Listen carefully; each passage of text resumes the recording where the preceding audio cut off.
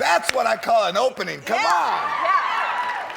I urge all guests to come out like that. I'm hot. You're the only one. Hi, George. Hi. 6th season. That is a long time. Yes, it is the longest running Latino situation comedy in the history of television. That's fantastic.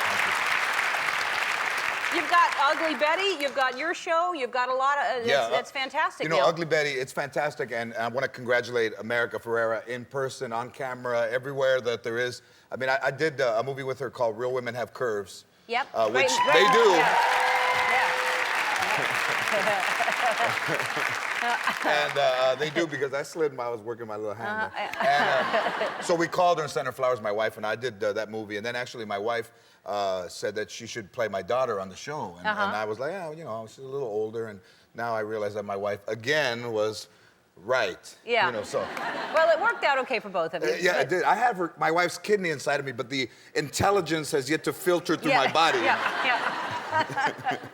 You're doing all right. You're doing fantastic. Now, listen, you met Bob back there, my trainer who's on. Because you look fantastic. Do you work out, or what are you doing to keep so thin? Well, let's see. I always diet because the camera adds, to me, 10 pounds to my head. So,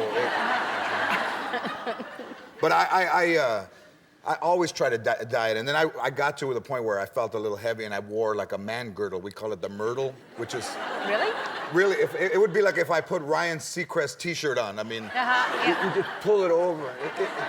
It's almost like a sausage casing. That, Well, women have those things. Women wear those, but I didn't know men wore those. Well, when you got man boobs that protrude. I had to have my wife help me put it on a comic relief. It took 40 minutes, and my belly button looked like it was 7 inches. There's just some... And it has to go somewhere, so all that skin was down. I look like one of those sock'em robots that the feet are really big, you know, the bodies are skinny. But I'm always dieting because I'm like, what do you mean dieting? What are you eating? Well, you know, I don't eat things that you can enjoy. Like if someone says, I feel like having a steak, I'm like, oh no, I'll never digest that. I'll just have like grains. I eat like a dinosaur, grains and fiber and wheat and you know, I'm Latino, so it's very un-Latino to never eat like pork, you know, anymore. So I mean, we would just have a piñata filled with ribs, you know. Just a shower of bones falling on you, you know.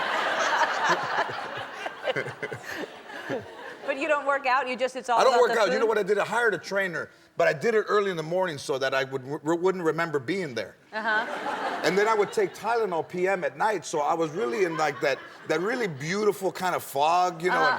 And I would be standing on a piece of wood balancing with a good-looking dude throwing a ball at me, and I was like, this is a pretty good-ass dream, you know. Look at catching it and throwing back, and he's changing the size of the balls. I'm like, all right.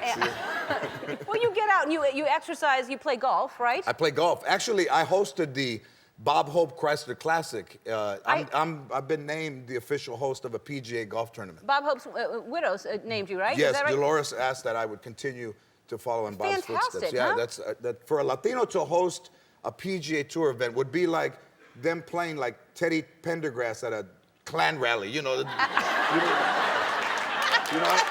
it's not.